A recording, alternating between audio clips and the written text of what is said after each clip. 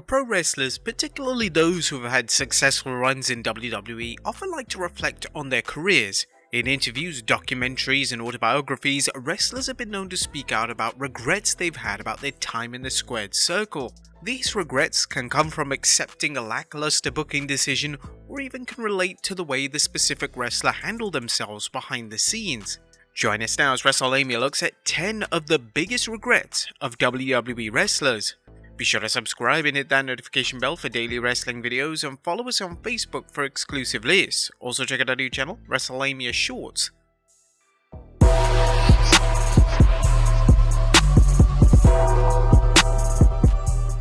Number 10. JBL, his behavior towards Mauro Ranallo. Mauro Ranallo becoming the voice of SmackDown was a huge deal. He was a huge fan of the WWE product, and he instantly turned into one of the most popular and acclaimed commentators WWE ever had. Unfortunately, Ranallo had a shaky relationship with his SmackDown commentary partner JBL, and this reportedly led to Ranallo taking a leave of absence from WWE and eventually joining the NXT brand as their lead commentator. Ranallo's close friend Bass Rutten claimed that JBL was excessively bullying him, and whilst Ranallo claimed his issues in WWE were nothing to do with JBL, several stories of JBL's prior antics surfaced, which certainly didn't present the former champion in the most positive manner. JBL would later come forward during an interview on the Rick Bassman Talking Tough show and stated that he deeply regrets anything he said to Ranallo that may have caused distress. I did a rant on the show about, they're calling Mauro the number one announcer. He's retweeted it, blah blah blah. 100% in character, and people talk about that poll that I was so jealous of that poll that I went on TV and talked about it.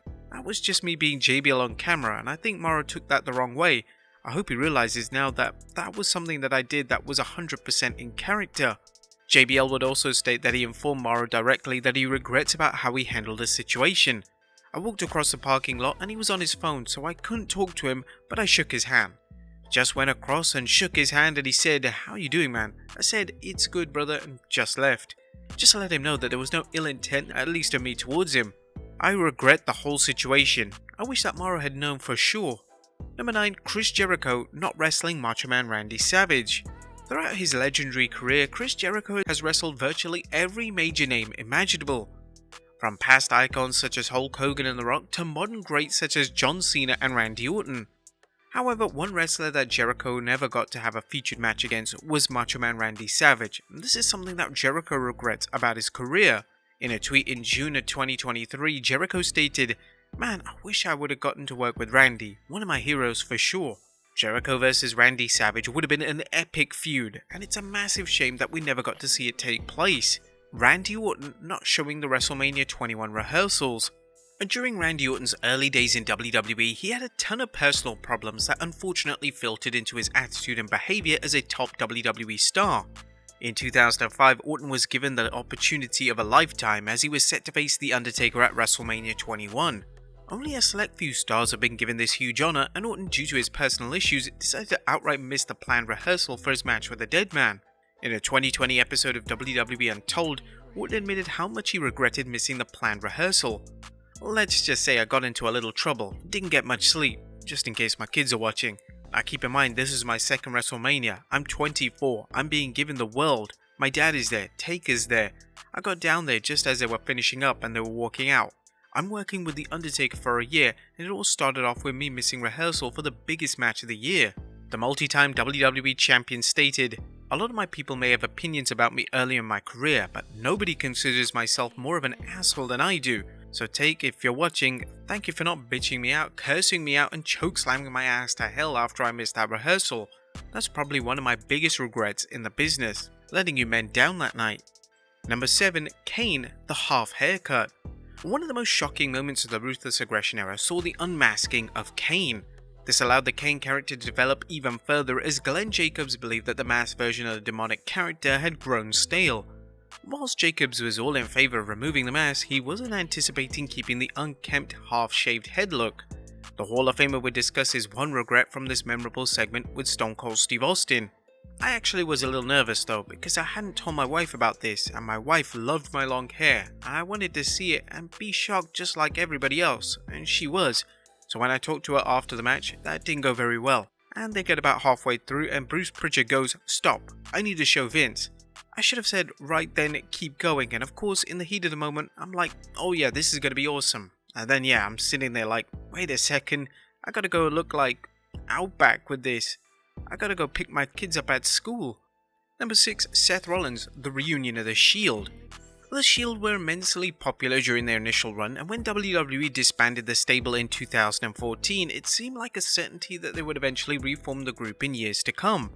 This eventually happened in 2017, and whilst the reunion was a success, it didn't feel the same and the magic had been somewhat lost. One of the major issues with the reunion was that WWE had failed to create a compelling rival for the group, and they were facing a randomly put together collection of stars. WWE attempted the reunion once again in 2018, but at this point it was clear that fans were fine with the 3 main eventers having their own unique storylines. It wasn't just the WWE fans who felt like the Shield reunions didn't hit the mark, as Shield member Seth Rollins has spoken at length about his regrets with the reunions, and Rollins went into detail during an interview with Bleacher Report. I guess one regret would be managing some of the reunions a little bit better. Some of that was out of our control and there was nothing we could do. It's not ideal to have Kurt Angle in a Shield costume, but desperate times call for desperate measures. So we made the best of it, and there's something to be said for putting people in that role and being able to have the equity to do that. Number 5, Triple H not facing The Rock at WrestleMania 16. The feud between Triple H and The Rock was one of the standout feuds of the Attitude Era, and the two should have collided in the main event of WrestleMania 16. Instead though, WWE booked a McMahon in every corner fatal 4-way match, which involved The Game, The Rock, Big Show, and the seemingly retired Mick Foley. The match failed to meet WrestleMania main event standards, and WWE eventually booked the match for Backlash in 2000 in what turned out to be an utter classic. Whilst appearing on Logan Paul's Impulsive podcast, he discussed his regrets in WWE, and this led to The Game discussing how much he regretted not facing the Great One in the main event of WrestleMania 16. Triple H even stated that he wishes he and The Rock collided in an Iron Man match on the grandest stage. My only regret of the whole thing with The Rock is in 2000 we were poised to have a match at WrestleMania 1-on-1. I think that would have been an epic thing for both of us in that moment. The timing of Taker's return and Austin's return, and Austin wasn't quite ready yet, so they pushed the WrestleMania match. A couple of months later, we would have the 1-on-1 Iron Man match that we wanted to have at WrestleMania. Unfortunately for me, I just feel that's the one thing we got to this unbelievable heated long-term rivalry and then never got a payoff on the biggest platform possible. Number 4, Stone Cold Steve Austin not wrestling Brock Lesnar. In one of the most infamous walkouts in WWE history, Stone Cold Steve Austin decided to no-show an episode of Raw in 2002 when he was booked to lose to Brock Lesnar. Austin had zero issues with putting over the young star, but he believed that the match should have been built up and then Austin would do the honors. Austin has talked time and time again about his regrets when it comes to the way he handled this situation.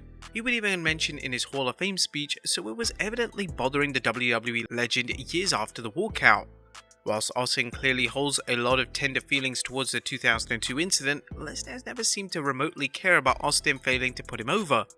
While some wrestlers would hold a grudge, this isn't the type of human being that Lesnar is, and thankfully Lesnar and Austin have maintained a healthy friendship for almost 2 decades now. Number 3, The Undertaker not wrestling Andre the Giant. Since retiring in 2020, The Undertaker has given endless public interviews about his life and career, and in one specific interview with Ariel Helwani, the dead man stated that one of his biggest regrets is that he never got to wrestle Andre the Giant. When I came in, he was right there at the end, and he was working just a little bit. His knees and back were really bad, but he always had this idea, The Undertaker said. I'd come into the dressing room and I say, "Hey boss, how you doing today?" And he would say, "Oh good kid, one day me and you will make big money." I was like, "Really boss?" He goes, "Yeah, I've got a good idea." I said, "Oh well, let me hear about it." No. He was so old school, like he would never tell me. I never got to work with him. That is a huge regret. I would have loved to just be in the ring with Andre. Number 2, John Cena retrospective hypocrisy. One of the main focal points in the rivalry between Cena and The Rock was Cena's consistent references to The Rock's ventures in Hollywood. Cena was of the belief that The Rock abandoned WWE in favor of Hollywood, and he was extremely critical of The Rock's mishaps in the movie industry. Fast forward to a decade after the feud, and Cena himself has semi-retired and is now a big name in the movie industry. Naturally, fans have called out Cena's hypocrisy, but Cena himself has admitted the total hypocritical behavior. He would reflect on this during an appearance on the Happy Sad Confused podcast, saying, "I got selfish in me, living in WWE at the point and not having any concept of growth or someone else's perspective. I took Dwayne's comments about the business as not genuine. He said, My view was that if you love something, be there every day. Like, what a hypocrite I am, because I still love WWE and I can't go all the time, and I just didn't see that. I was so selfish. Instead of going like, hey man, I'd like to try to do this thing to hook you back in and maybe we can collaborate and really make it big, I was just like, F this, I'm calling this dude out. This is a moment. You give me an opening, I'm gonna kick the door in. And I was diligent and I understand why he got upset. And number 1, Shawn Michaels coming out of retirement. The beloved Shawn Michaels had the perfect retirement in 2010. He retired in a classic match against The Undertaker at WrestleMania 26, but 8 years later, HBK made the controversial decision to come out of retirement. He would team with Triple H to take on Taker and Kane at the Crown Jewel event, but the match itself received widespread criticism and fans were incredibly disappointed that HBK would come out of retirement for an easy payday. In the years that followed, he's been critical of the match, and HBK would be asked by the New York Post if he regrets accepting the match. And this is what he had to say.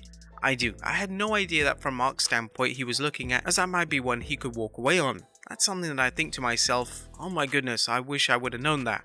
For me it was fun. It was just a chance to be with my buddies. All I can do is apologize to the guys. Well, there you have it folks, 10 of the biggest regrets of WWE wrestlers. Be sure to leave your comments down below, and I'll see you next time with some more wrestling content.